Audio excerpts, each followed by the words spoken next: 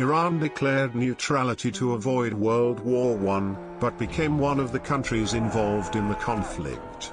Foreign forces entered Iran's territory, causing chaos and significant loss of life.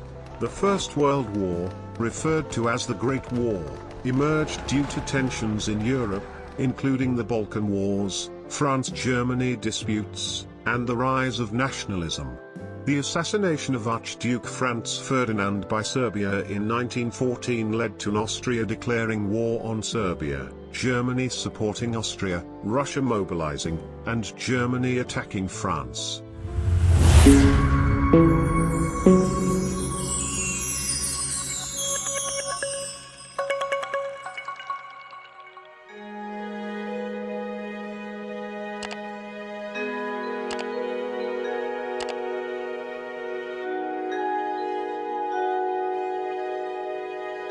In the previous article, it was mentioned that Iran officially declared neutrality in order to avoid getting entangled in the flames of World War I in Europe.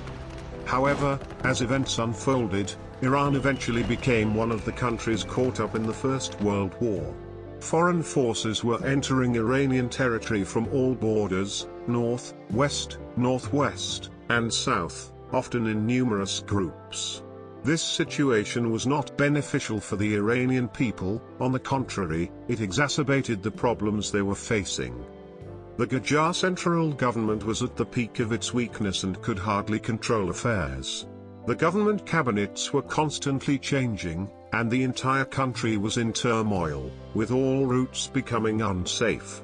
These factors led to a significant loss of life among the Iranian population due to the ongoing conflicts and instability.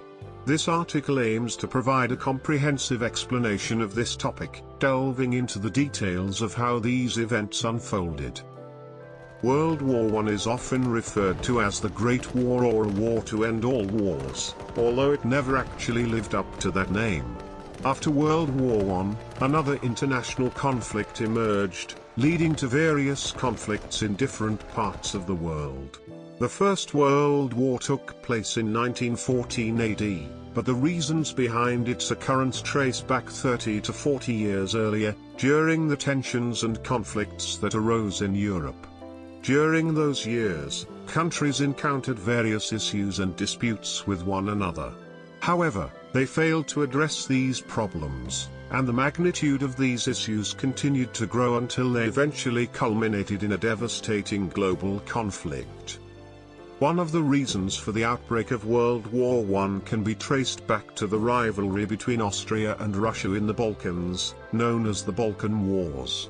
Another reason for the war was the dispute between France and Germany over Alsace and Lorraine, which had been ongoing since 1870. On the other hand, Germany and England were engaged in economic and maritime conflicts, causing harm to each other wherever possible.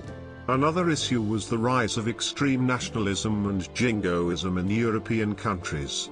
All of these factors led to the accumulation of a significant amount of weaponry and military equipment by European governments, creating widespread militarization. It was evident that these stockpiles were intended for future use in cases of conflict. Another problem was the intricate web of alliances among European nations. If a war broke out between two countries, other states would also be drawn into the conflict to support their allies, potentially engulfing all of Europe in the conflict. On June 28, 1914, a 19-year-old Serbian nationalist named Gavrilo Princip assassinated Archduke Franz Ferdinand of Austria in Sarajevo, Bosnia and Herzegovina. Archduke Franz Ferdinand was the heir to the Austro-Hungarian Empire. Austria reacted swiftly to the assassination and demanded that Serbia allow an Austrian investigative team to enter the country and conduct its own inquiry. However, Serbia refused, denying any involvement in the assassination and rejecting foreign investigative teams in the country. Austria then formally declared war on Serbia, marking the beginning of World War I. Germany, an ally of Austria, supported its actions. Russia, upon hearing the news, declared a general mobilization, and Germany officially declared war on Russia and France. Soon after, Germany used Belgian territory to launch an attack on France. Initially, Belgium was a weakened neutral country not seeking involvement in the war, but this action turned Belgium into a battleground of World War I. When Britain perceived its interests in Europe were at risk, it also entered the conflict on one side, and European countries were drawn into the war, resulting in a widespread conflagration. Similar to World War II, World War I was characterized by two major alliances, the Allies and the Central Powers. The Central Powers included Germany, the Ottoman Empire, Austria-Hungary, and Bulgaria. The Allies included countries like England, Russia, France, Belgium, Japan, Greece, and several others, both directly and indirectly supporting the Allied cause.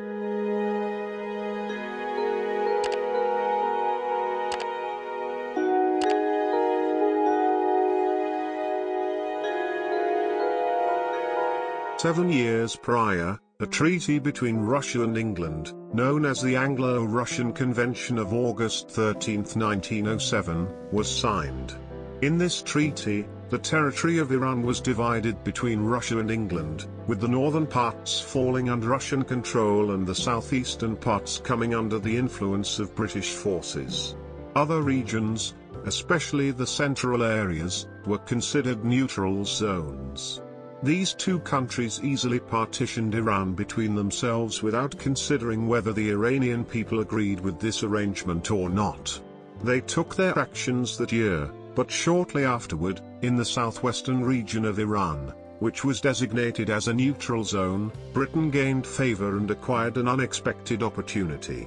In that year, they discovered oil in that area, an oil they had been pursuing since 1903 in southern Iran without success.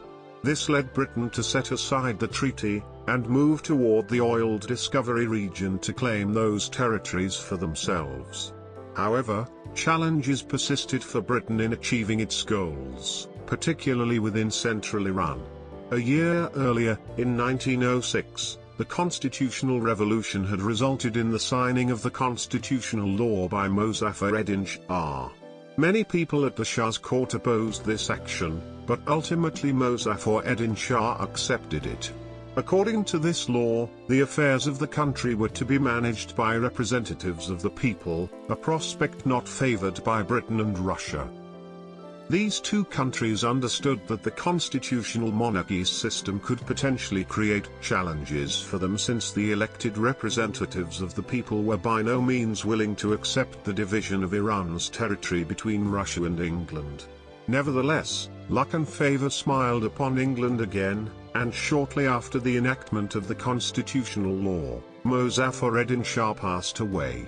His son, Muhammad Ali Shah, succeeded him as the new Shah. Muhammad Ali Shah was a staunch supporter of foreign powers and favored England and Russia reaching their objectives in Iran in any way possible.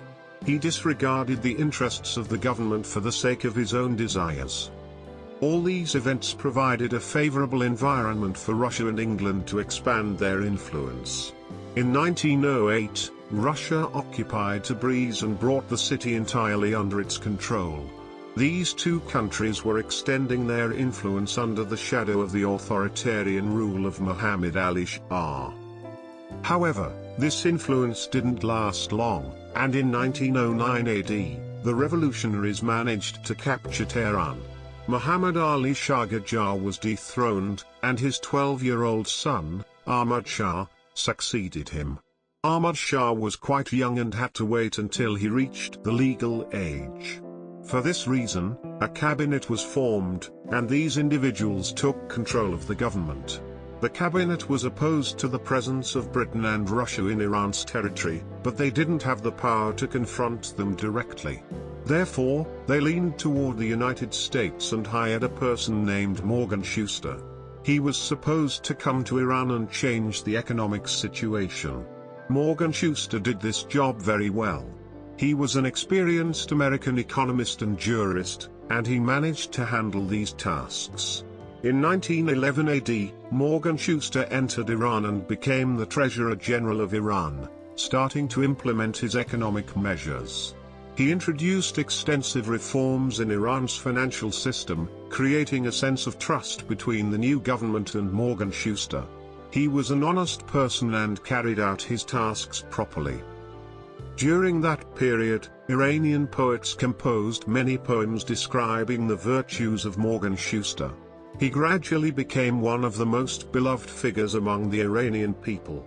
Additionally, Iranian statesmen had developed a close relationship with him.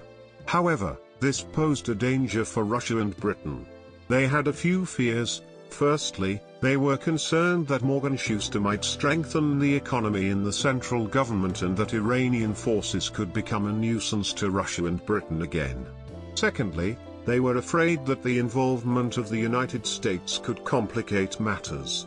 After all, Britain and Russia had come to agreements with each other, and the entry of a third country could create problems. Therefore, both countries exerted significant pressure on the central government and Morgan Schuster to leave Iran as soon as possible. These pressures had an effect, and ultimately Morgan Schuster was forced to depart from Iran. This event was not favorable for the Iranian government at all.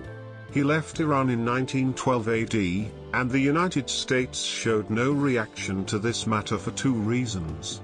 First, they didn't want to get involved in the tumultuous situation in Iran, and second, they weren't inclined to get entangled with the affairs of Russia and Britain, as it would have been costly for the United States.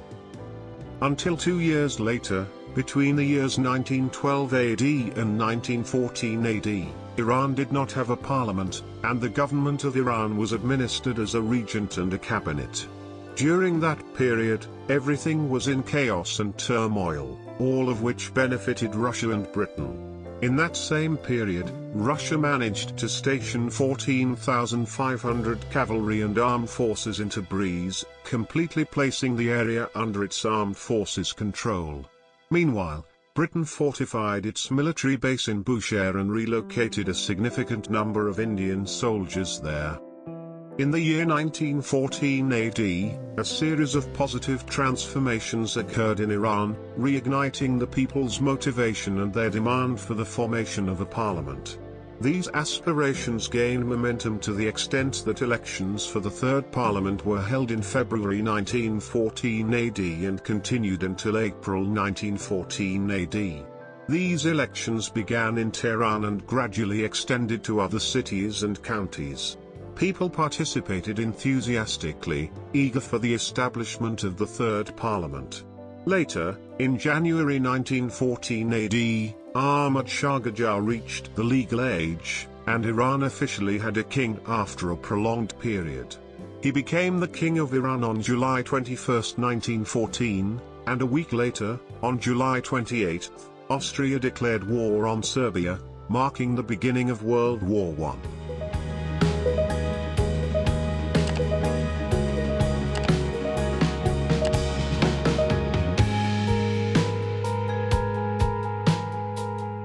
Initially, Iranian authorities claimed neutrality, but the situation had changed drastically. Russia had control over northern Iran, and British military forces were stationed in vast numbers in the southern regions. Furthermore, the Ottoman Empire was getting stronger day by day. At that time, Iraq was under the control of the Ottoman Empire, and they decided to enter Iranian territory from the western and northwestern regions. This decision was influenced by their conflict with Russia, and they saw this as an opportunity to engage in their own war within Iran's borders. The Iranians and the Germans were collaborating to defeat the British, driven by economic considerations for the Germans. At that time, Germans were present in Azerbaijan, where numerous businessmen and wealthy individuals were engaged in economic activities. The Germans had established a carpet factory named Partak in Tabriz, which produced goods ultimately used for export, contributing to some improvement in Iran's economic conditions. When Russia took control of Azerbaijan, their first action was to seek revenge against these German businessmen. Since they were fighting against the Germans on the battlefield, they sought vengeance against German merchants as well. They pressured the governor of Tabriz and demanded that these Germans leave Tabriz as soon as possible, whether they had businesses or not. This pressure led many of these Germans to reluctantly leave Tabriz and Azerbaijan, resulting in economic hardships and poverty in Tabriz. The Iranian authorities also seized the properties of these German businessmen and factory owners, further exacerbating economic pressures on the Iranian people. Meanwhile, the British, who controlled Bushehr, were enticed by the prospect of capturing Iraq, hoping to gain access to its oil fields. To achieve this, they had to engage in a naval battle with the Ottomans. The British sent a message to their regent in India. In these messages exchanged, they instructed that a warship from India should head towards Hormuz and join British forces to proceed towards Iraq. They were planning to engage in battle with the Ottoman forces and capture Iraq together. On October 29, 1914, German warships Goeben and Breslau bombarded the port of Odessa in Russia, which is situated on the Black Sea, sinking several Russian and French ships. On October 31, 1914, London issued orders to India to attack, instructing them to engage with the Ottoman forces. They fought against the Ottomans and later received reinforcements from Britain. A naval battle ensued, resulting in the sinking of Ottoman naval ships and warships. In that battle, the Ottomans were defeated, and simultaneously, Russia declared war on the Ottoman Empire. As the intensity of the war between European powers escalated, the Russians stationed in Tabriz decided to seek revenge against their enemies within the city. They arrested anyone of Turkish, Ottoman, German, or Austrian descent, whether they were ordinary citizens or consulate officials, and sent them to Russia.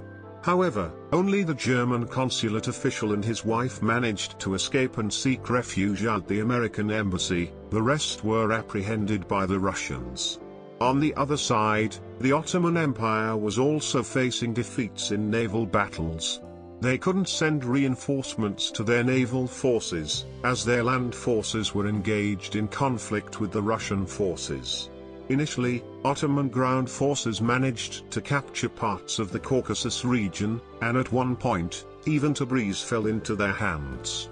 However, they eventually lost control of these areas, which were recaptured by the Russians. The Ottomans were reluctant to lose these territories easily, so they sent additional forces for support. During this period, Wasmus, along with the southern tribes, including Reis Ali Delvari, the Kashkai tribes, the Bakhtiari tribes, and all the southern Elars, were fighting against the British. The Ottomans did not send any reinforcements to support them, so they had to defend this resistance stronghold on their own. They managed to achieve significant victories against the British, but ultimately faced defeat, and the British took control of the region. In 1915, Russia had already taken control of the northern strip of Iran and was advancing. When they reached Gilan, they encountered a strong defense by Mirza Kuchak Khan Janvili and his supporters, which prevented them from advancing as expected. They suffered heavy losses and casualties in Gilan. Consequently, they were forced to leave Gilan and move towards Kazvin. They captured Kazvin and carried out a series of killings and plunderings there. Later, they moved towards Hamadan and faced the defenders of Hamadan. There were skirmishes there, but ultimately, the Russian forces succeeded in occupying Hamadan as well. According to the agreement between Russia and Britain, only the northern part of Iran was supposed to be under Russian control. However, when the central government showed weakness and there was no one to stop these factions, Russia, Britain, and the Ottomans continued to advance wherever they took over. They even confronted each other and clashed in Iranian territory. On December 27, 1915, during Ahmad Shah's reign, the cabinet of Mostofi ol Mamalik was dismissed, and Abdul Hussein Mirza was appointed as the new cabinet, with Muhammad Vali Khan Khalak Beton Karboni becoming the Minister of War. However, these changes did not improve Iran's turbulent situation. Russia and Britain were not concerned about Ahmad Shah's central government, they were pursuing their own agendas. The central government sections were ineffective, serving only to burden the Iranian people and apply pressure. Otherwise, it had no influence on the advances of the British and Russians. In September 1916, the most intense clashes between the Ottoman and Russian armies took place in western Iran, resulting in heavy casualties for both sides. Ultimately, in the city of Saqqez, the Ottomans suffered a significant defeat from the Russians after 6 months of occupation. The Ottomans were forced to leave Iranian territory. However, instead of leaving, Russia increased its influence, and in 1916, the British pushed the Ottomans out of Iraq, ending their long-standing control over the region.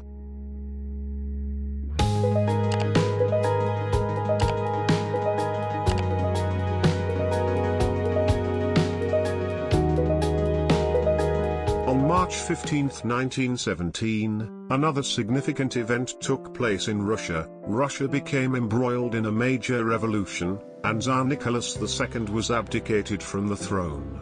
This event led to Russian soldiers stationed in other countries to leave and return to Russia, which had a serious impact on Iran as well. 2 years earlier, in 1915, notable changes and transformations had occurred, and many Iranian politicians were forced to leave Iran and go into exile due to the presence of Russian forces and their conflicts with them. However, when Russian forces left Iran, the situation opened up for their return. During that time, the cabinet of Vossokhod-Dowleh was in power. The returning politicians also had the aim of seeking revenge against their enemies. For this reason, in 1917, a wave of political assassinations swept across Iran. Vossokhod-Dowleh and his cabinet were greatly alarmed, as they knew that these individuals would be among the targets of these assassinations. Ultimately, Vossokhod-Dowleh resigned, and his cabinet was dissolved. After the cabinet of Vossokhod-Dowleh, the cabinet of Muhammad Ali al Sultana was formed. However, this cabinet also did not last long, and after a period of time, it was replaced. Iran was witnessing a continuous cycle of changing government cabinets. Turmoil and instability were at their peak, and sometimes within the span of a month, 1 or 2 cabinets were shuffled. Within a period of 13 months, Iran had seen 6 cabinet changes. During this time, at various points, cabinets led by figures like Bakhtiari and Moshirod-Dowleh were formed. The cabinets changed frequently until, in 1918, Vossokhod-Dowleh once again formed a cabinet that remained in office until 1920. In November 1917, the Bolshevik Revolution officially concluded, and a series of actions were taken that were different from what the Russian Empire used to do.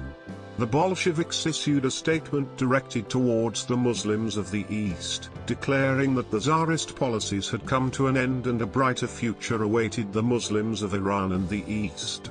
Russia officially withdrew from Iranian territory, and the Ottoman Empire had suffered defeat before from Russia and had already left Iran as well.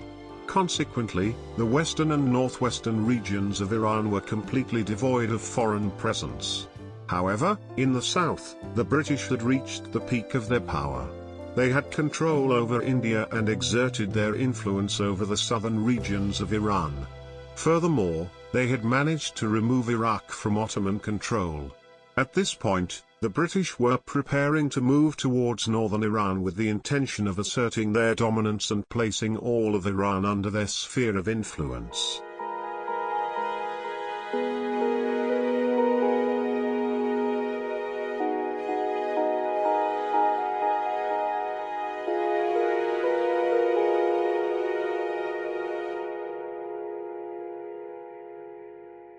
If you enjoyed this video, do not forget to like it, and share it with your friends.